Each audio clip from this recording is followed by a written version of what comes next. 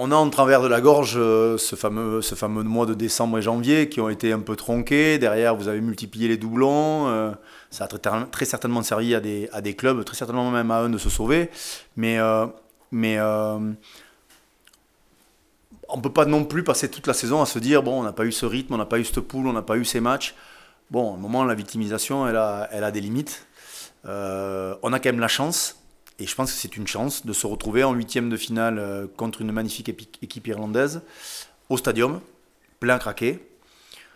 Si sincèrement ça ne suffit pas à notre énergie et à notre envie de faire un bon match, les ingrédients en tout cas ont été mis de la part du club et le hasard de la compétition qui fait qu'on se retrouve qualifié malgré une poule et des matchs tronqués, annulés, reportés. Mais ça, on n'a pas été les seuls. C'est une première, mais ça pour le coup, on est tous dans le même lot. Il y en a même qui en ont 6 de mi-temps à jouer, nous on n'en a que 4.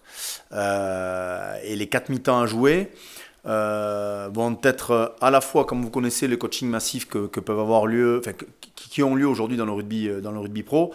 On peut considérer qu'on va avoir vraiment 4 mi-temps distincts avec à chaque fois son lot de joueurs entrants, de joueurs sortants et stratégiquement aussi des points à glaner, des points à conserver. Donc vraiment, moi je trouve que ce côté aller-retour qui existe depuis des années dans la Champions League et dans le foot, je trouvais ça toujours très attirant et très, très plaisant. On est un peu novice et un peu, on va découvrir. Mais moi, je trouve la formule plutôt attrayante. Et après, je vous dirai au soir de l'Ulster si on a su la gérer. Au-delà de ce qui se passera demain, il restera demi-temps. Dans un contexte totalement différent, dans des conditions météo qui risquent d'être aussi différentes. Donc, bien évidemment, quand tu prends le score, si tu as la matière pour être un peu plus confortable, mais si je vous rappelle les allers-retours un peu probants et marquants dans le foot ces derniers temps, c'est pas parce que tu mènes 3-1 ou 5-2 que tu es qualifié en quart de finale ou en demi-finale. Donc le score importera bien évidemment, mais ce qui importera plus c'est le contenu et la manière dont on aura construit notre match qui pourra ou pas impacter l'équipe de l'Ulster et vice-versa l'équipe de l'Ulster qui pourra nous impacter. Je pense surtout que les conditions peuvent changer beaucoup l'issue de la double confrontation. Les conditions, l'arbitrage, la capacité que tu auras aussi à jouer avec tes forces vives, des blessures, pas des blessures. Tout ça, c'est quelque chose qui sur une confrontation aller-retour, rentre évidemment en jeu. Après, comme vous, je découvre et on va s'adapter au mieux. Mais encore une fois, notre focus, il n'est surtout pas sur le match de Ravenhill ou en tout cas sur le match qu'on va jouer à Belfast, mais sur notre confrontation demain après-midi. Ben, la confiance, comme vous le voyez, cette génération-là, elle a l'appétit de jouer ce genre de match. Après, ce que je leur disais en début de semaine, jouer dans une carrière plus de 10-15 matchs de phase finale, ça reste rare. Donc quand on a l'occasion, parce qu'on est au Stade Toulousain, de pouvoir en jouer assez régulièrement, il faut en profiter aussi. Parce que pendant que les autres rongent leurs freins pour les jouer, ou certains ont un peu moins l'occasion de le faire, il faut aussi prendre en compte qu'on est des privilégiés.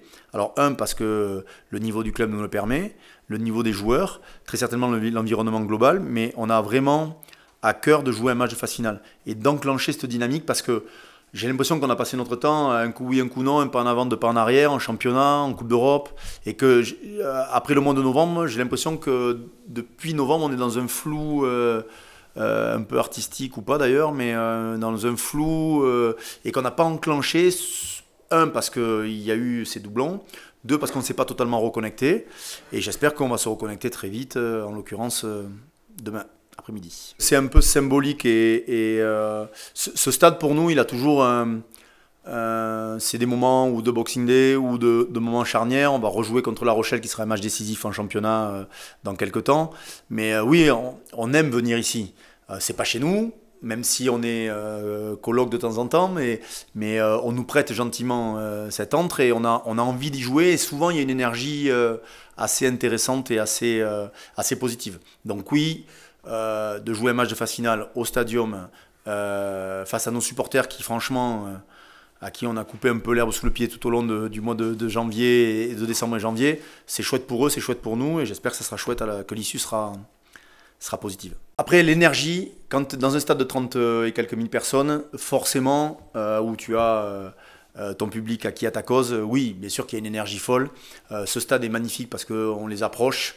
Honnêtement, c'est un des plus beaux écrins de notre, voilà, en France. Moi, il y a d'endroits où j'ai vécu des émotions. Les dernières émotions que j'ai vécues moi en tant que joueur ailleurs qu'ici, ou en tant qu'entraîneur, c'était au Parc des Princes. Donc, pour vous dire si c'est des huées un peu vieux. Mais voilà, c'est un stade qui très certainement transporte de l'énergie. La communication avec le public est quand même assez rapide et assez fusionnelle.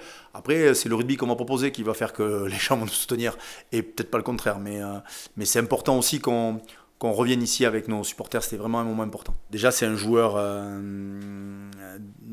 doué, proté, et c'est le super coéquipier tant il est capable de se...